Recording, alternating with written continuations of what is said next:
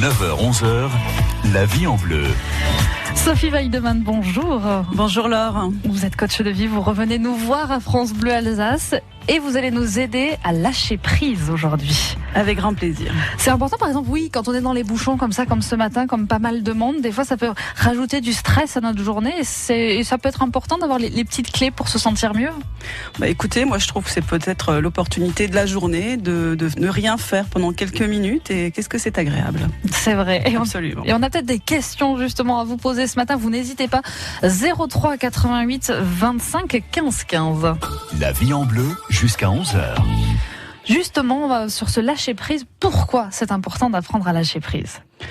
En fait, la journée, c'est comme une journée, comme si on avait une jauge. C'est comme si on avait une bouteille remplie d'énergie. Et donc, tout ce qu'on fait dans la journée va nous enlever ou nous rajouter de l'énergie. Et chaque fois qu'on a une difficulté, la façon dont on la gère va nous permettre de remplir ou d'enlever des choses à cette jauge.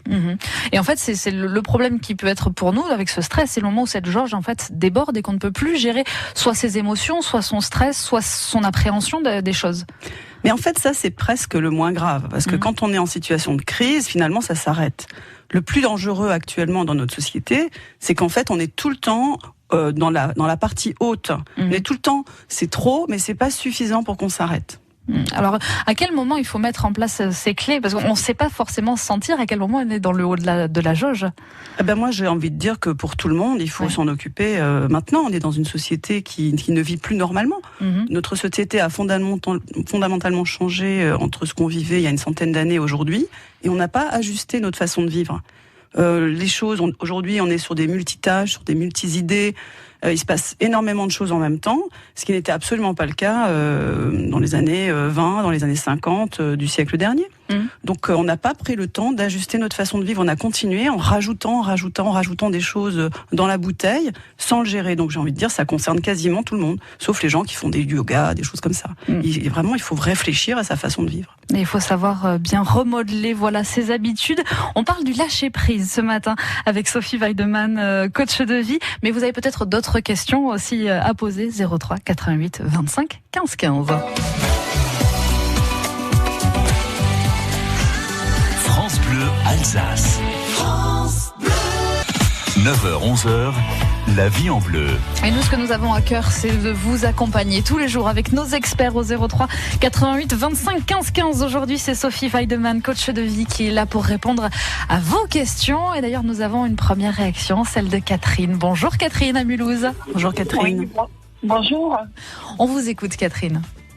Alors, j'aurais aimé savoir si vous pouvez me donner une petite solution pour ma fille, qui a 16 ans. Et tous les dimanches et dimanche soir et lundi matin, j'ai mal au ventre, je vomis, j'ai pas envie d'aller à l'internat parce que tout simplement elle a pas envie de quitter maman, quoi. Alors, est-ce qu'elle aime aller à l'internat ? Est-ce qu'elle, souvent, vous avez la réponse est dans la question. C'est-à-dire, on a bien entendu qu'elle n'a pas envie d'y aller. Peut-être elle n'a pas envie de vous quitter, ok. Mais peut-être qu'elle a juste pas envie d'y aller. Est-ce que vous avez regardé les raisons qui peuvent faire que ça lui fait éventuellement peur ou ça, je sais pas. Mais elle me téléphone le reste de la semaine ou juste les lundis où c'est pénible où elle me pleure quand elle téléphone, et après le reste de la semaine elle rigole, elle est toute souriante, elle est toute pimpante, elle est toute. C'est quelqu'un qui aime bien ses habitudes ? Oui. Est-ce qu'il y a peut-être, elle a 16 ans, elle est grande, mais enfin il y a peut-être un objet ou qui peut l'aider, quelque chose qu'elle peut emmener de la maison. Je sais pas, un gâteau, il y a quelque chose qui peut la relier à vous, peut-être, qui peut l'aider. Ce qu'elle fait des fois, c'est qu'elle emmène discrètement, sans que je le voie, elle emmène mon t-shirt de nuit ou tout ça pour l'avoir sous son oreiller, quoi. Vous voyez, oui. Je pense que elle est très très sensée en fait. Donc je sais pas, moi, faites-lui un gâteau, préparez-lui des trucs qu'elle peut emmener. Un petit kessel, comme on dit chez nous, avec des bonbons, des choses, peut-être une surprise qui va lui permettre à la fois de rester en lien avec vous, mais de se projeter en se disant chouette, je vais peut-être pouvoir partager ça avec mes copines. Du coup, se projeter faire ce pas entre ce moment où elle est avec vous et elle est dans sa zone de confort et elle en a bien besoin à 16 ans, et le moment où elle pourra se dire tiens, j'ai envie, j'ai un bénéfice, comme on dit dans mon métier, à passer le pas. Et puisque ce que vous me dites, c'est que c'est pas forcément l'internat qui pose problème, c'est ce passage. Oui, c'est le passage, oui. Donc voilà, moi j'ai envie de dire faciliter le passage en lui donnant des choses positives qui vont lui donner envie d'y aller, quoi. Je sais pas si ça vous aide, ce que je vous dis là. Je vais essayer de trouver ce qui pourrait lui faire plaisir et ce qui pourrait lui faire une surprise pour à chaque fois quand elle est là-bas, lui mettre dans la valise et je vais essayer ça. Alors ça c'est chouette. Alors on peut faire deux choses, c'est-à-dire effectivement vous mettiez discrètement des choses dans la valise comme ça, elle prend l'habitude que alors pas trop quand même, mais juste quelques temps qu'effectivement quand elle ouvre sa valise, il y a quelque chose quelque part qu'elle va découvrir le lundi ou le mercredi, voilà. Mais d'un autre côté, vous pouvez aussi faire ce qu'on appelle un ancrage émotionnel, c'est-à-dire relier le moment du départ à une expérience positive. C'est-à-dire qu'au moment du départ, ou bien au moment de l'arrivée, il y a quelque chose qui se passe, qui est chouette, qui est confortable, qui est rassurant. Elle a besoin d'être rassurée, je crois, et qui va petit à petit, en quelques semaines, je pense que d'ici 3 semaines, 1 mois, on n'entendra plus du tout parler de tout ça, quoi. Ok. Merci beaucoup, Catherine. Oui. Voilà, bonne journée. Belle journée et on embrasse votre fille aussi également. À très bientôt, Catherine. Merci beaucoup. Au revoir. Au revoir. La vie en bleu sur francebleu.fr. Une réaction également de la part de Marie à Saverne. Bonjour Marie. Oui, bonjour tout le monde. Voilà, je voulais un petit peu voir avec vous. Dans un système actuel, donc qui est assez torride, quand on connaît le chômage, la maladie, les problèmes d'argent. Donc voilà, et d'autre part, je dis bien que la personne qui actuellement qui est au travail, je veux dire, a des soucis aussi, parce que bon voilà, on demande beaucoup. La personne qui est en retraite, on lui donne pas assez pour vivre, etc. Et puis quand le moindre faux pas qu'on fait, c'est une enquête sociale, etc. Ce que ça ne me concerne pas, mais je dis voilà, dans l'ensemble, voilà. Donc comment sortir de ce système qui est tellement terrifiant tous les jours pour vivre normalement? On n'y arrive plus, quoi. Bonjour Marie, Bonjour. J'entends que vous êtes dans une situation très compliquée et très très difficile et certainement pas depuis peu de temps et que effectivement on va au-delà du sujet du lâcher prise, c'est-à-dire que votre vie est difficile tout de suite, mais que c'est aussi l'accumulation de fatigue et de soucis et d'angoisse justifiés par des réalités. C'est bien votre situation? C'est un peu ma situation. Bon, pas tout ce que j'ai évoqué, mais c'est un peu ma situation, ouais. Mais c'est dû aussi à un certain contexte ici qui s'est mal passé, quoi, à un moment donné, quoi. Voilà, c'est tout. C'est l'administration et la justice et compagnie, quoi. Donc, c'est ça. Parfois, on vit des situations très injustes et très violentes, voilà, et parfois, tout s'accumule, on n'en finit plus, quoi. Voilà, c'est ça. Alors pour ressortir de là, en fait, c'est ce qu'on appelle la stratégie des petits pas. C'est-à-dire qu'on peut être à un moment donné très fatigué, et donc l'entourage peut dire il y a qu'à, pourquoi tu fais pas ci, pourquoi tu fais pas ça. On en a parfois juste plus l'énergie. Oui, et on donc a envie de prendre ses animaux et de partir, je ne sais pas où, terminer, et on claque la porte et puis c'est tout, quoi. Voilà, c'est ça. C'est tout. Alors là, il faut vraiment, en plus là, il fait un petit peu gris, mais le maître mot, c'est la satisfaction. C'est-à-dire, la première chose qu'il faut que vous fassiez, c'est de vous programmer tous les jours. Si vous avez peut-être un téléphone, oui, où vous pouvez mettre une petite alarme. Donc, mettez-vous une alarme sur le soir. Vous mettez une alarme pour le lendemain sur 1 heure au hasard, et vous mettez soit le mot je veille, enfin la petite phrase je veille sur moi, soit la petite phrase une satisfaction. Et en face de ça, la prochaine chose que vous avez à faire, c'est veiller sur vous, comme si vous étiez votre meilleur ami, votre maman, quelqu'un de très très bienveillant. Ça n'a pas besoin forcément d'être long, mais que vous repreniez le lien avec quelque chose qui vous rend heureuse. Ça va pas se faire en 2 minutes, mais vous allez voir que les satisfactions viennent très très vite. Quand on a oublié tout ça. Mais justement, absolument. C'est-à-dire, ça peut prendre absolument 8 jours, 10 jours, mais si vous faites tous les jours, je veille sur moi, la première question, c'est au fait, ça veut dire quoi finalement encore aujourd'hui, je veille sur moi. Donc ça commence absolument par là. Et après, satisfaction. De quoi j'ai besoin? Est-ce que j'ai besoin de juste parler à quelqu'un, de sortir, de regarder des choses belles? Ça donne beaucoup d'énergie. Vous savez, simplement de sortir de chez soi, etc. Pour vous reconnecter à des choses positives. Moi, je comprends bien que vous ayez juste envie de tout prendre et de partir. À un moment donné, parfois, c'est juste vraiment trop, quoi. Il faut y aller petit pas par petit pas, comme vous disiez. Oui, et ça va beaucoup plus vite qu'on imagine, et on a vraiment des ressources incroyables, les êtres humains. On est capable de vivre des choses mais on n'imagine même pas. Et effectivement, maintenant, je crois que pour Marie, c'est vraiment le moment de reprendre la route vers le bonheur. À un moment donné, ça s'arrête, c'est-à-dire vos soucis, ils vont s'arrêter. L'injustice, elle est faite, c'est comme ça, c'est dur, mais chaque jour est une belle journée. On peut rencontrer des gens, on peut sourire dans la rue. Ça paraît un peu bébête ce que je dis là, hein, mais simplement marcher tranquillement dans la rue sans rien faire, juste à profiter du temps qui passe. Ça ne demande pas d'argent. Hein. Et croiser les gens, donner un sourire, en recevoir un, ben ça c'est le début du bonheur, tout simplement. Voilà Marie, est-ce que ça vous aiguille un petit peu ? Ça m'aiguille, mais sans plus, parce que bon, quand on a perdu ses repères, voilà, suite à je sais pas combien d'années de galère, et donc on a perdu tout ça, on ne sait plus vivre, on ne sait plus comment tourner, parce que tous les jours il y a autre chose qui vous tombe sur la tête. Voilà, c'est comme ça, mais bon, on s'en sort petit à petit, c'est vrai, du côté matériel, c'est vrai, mais du côté, je veux dire, psychologique, et on est foutu et c'est tout. On est foutu pour la vie pratiquement, parce que voilà. Alors, on n'est pas foutu. C'est-à-dire qu'effectivement, on manque d'outils. Donc, je vais essayer de vous donner d'autres outils complémentaires. J'entends que ce qui vous est arrivé sur une longue période. Donc, à un moment donné, la vie vous bat, quoi. On est vraiment rompu. C'est le cas de le dire. Je crois que c'est probablement votre cas maintenant. Ensuite, ce qu'il faut savoir aussi, c'est quand on a vécu des épreuves assez longues, c'est souvent au moment où ça s'arrête qu'on s'effondre. C'est-à-dire le système du corps et de l'esprit tient, parce qu'il doit tenir dans les moments de crise, des moments très difficiles. Et au moment où ça s'arrête, on commence à sortir de là, ce que je crois quand même qui est peut-être votre cas. Vous nous parlez de choses très très dures, mais je crois qu'on est au bout peut-être bientôt de tout ça. Eh bien, c'est le moment où souvent on s'effondre, tout à coup on fait une maladie, tout à coup on s'effondre de fatigue, etc. Alors, la première chose que j'ai envie de dire, c'est accepter. C'est ça aussi le lâcher prise. Accepter parfois que vous avez besoin de pleurer, que vous avez besoin de vous effondrer, vous avez besoin de dormir 2-3 jours en faisant rien, pour supporter toutes ces années-là. Parce qu'il faut bien que quelque part, votre corps, votre être, absorbe toutes ces choses incroyables qui vous sont arrivées. Maintenant, elles sont incroyables. C'est pas inéluctable, Marie. C'est un moment de la vie. Et on dit après la pluie, le beau temps, mais c'est la réalité. La deuxième chose, bien entendu, c'est de vous reconnecter à des choses satisfaisantes. Je vous dis, mettez-vous ces petites alertes. Ça paraît un peu bébête, mais je vous assure que c'est très efficace. À côté de ça, il y a d'autres outils qui sont, à mon avis, qui sont pas très connus, mais qui sont pas si compliqués que ça à mettre en œuvre et qui doivent vraiment vous aider, non seulement à aller mieux tout de suite, mais surtout à construire une nouvelle vie.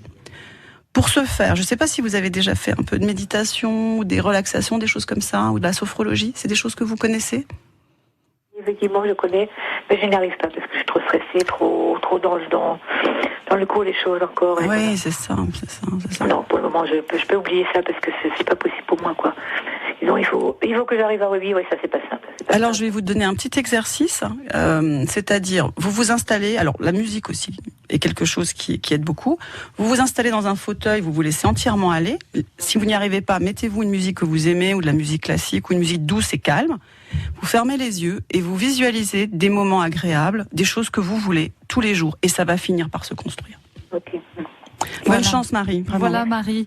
Bonne journée, au revoir. Merci. Très belle journée à vous, merci beaucoup. France Bleu Alsace, la vie en bleu, jusqu'à 11h. On se retrouve dans un instant, on va marquer une courte pause 03 88 25 15 15 pour poser vos questions à Sophie Weidemann qui est avec nous ce matin. C'est notre experte, elle est coach de vie. Nous sommes ensemble sur France Bleu Alsace pour vous aider à prendre soin de vous, comme tous les matins avec nos experts. 03 88 25 15 15 pour réagir, pour poser vos questions à notre experte du jour, Sophie Weidemann, coach de vie. On a eu Catherine un petit peu plus tôt au téléphone ce matin qui avait des soucis avec sa fille qui se sentait mal pour partir à l'internat et ça vous a fait réagir, Christine. Bonjour Christine. Bonjour et bonjour à tous. Bonjour Sophie. Bonjour Christine. Bonjour. Oui, je me permets de réagir un petit peu. Vous avez fait 2 suggestions à Catherine. La deuxième que je trouvais excellente, mais j'étais polarisée sur la première, donc je me souviens plus de la deuxième. Je sais plus non. La première, c'était donc des petites douceurs, un gâteau. Alors oui, pourquoi pas. pour moi, à condition que ce soit partagé, par exemple, avec toutes ses copines dans le dortoir. Parce que sinon, je me demande, les ados sont un petit peu fragiles à ce niveau-là, et si on commence à ce moment-là à associer les douceurs, les gâteaux, les bonbons avec le stress et un moment difficile, qu'est-ce que ça peut donner par rapport à la malbouffe, par rapport à la réaction, j'ose pas utiliser les mots qui, vous voyez ce que je veux dire, l'obésité, l'anorexie et tout ça. Et donc j'avais d'autres suggestions. Par exemple, puisque la maman parlait de mettre quelque chose dans sa valise aussi, pourquoi pas un petit mot à ouvrir chaque jour.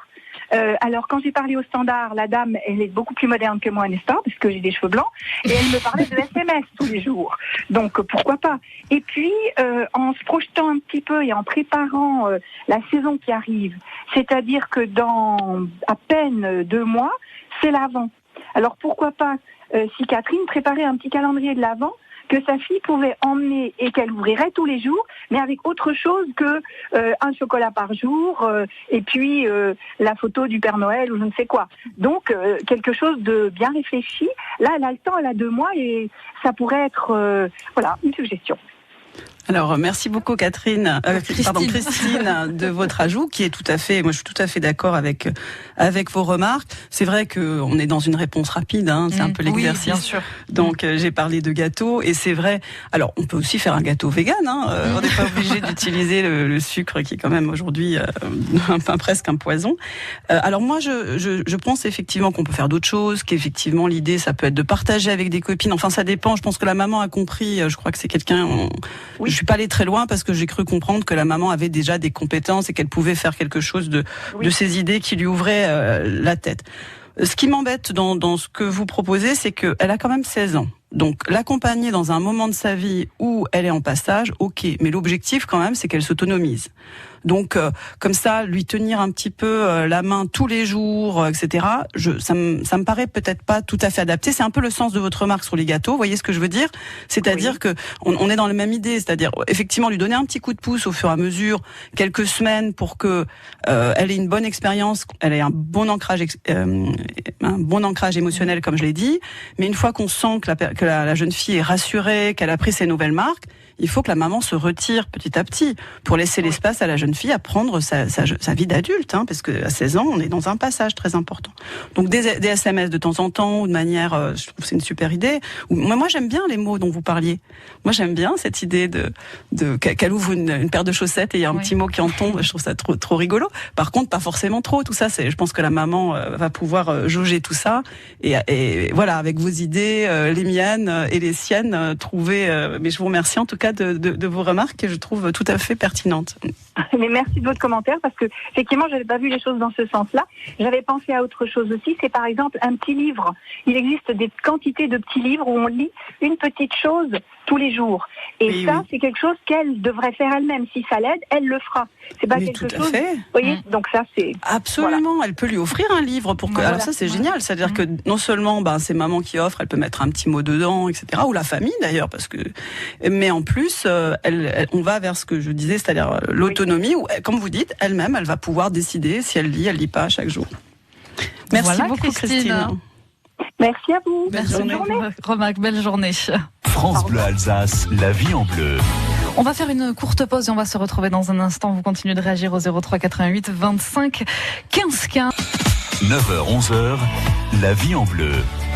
Et ça fait partie aussi peut-être des petites choses à savoir dire tous les jours. Rappeler l'amour qu'on a pour les gens qui sont autour de nous. Nous sommes avec Sophie Weidemann, coach de vie. On parlait du lâcher-prise aujourd'hui. On a répondu aux questions des auditeurs. Et d'ailleurs, nous avons une nouvelle intervention, celle de Sophie à Ilkirch. Bonjour Sophie. Bonjour. Bonjour Sophie. On vous écoute Sophie. Donc j'ai été licenciée il y a 2 ans, j'ai fait une formation tout de suite après mon licenciement, mais je n'ai pas trouvé de travail et actuellement c'est très très difficile.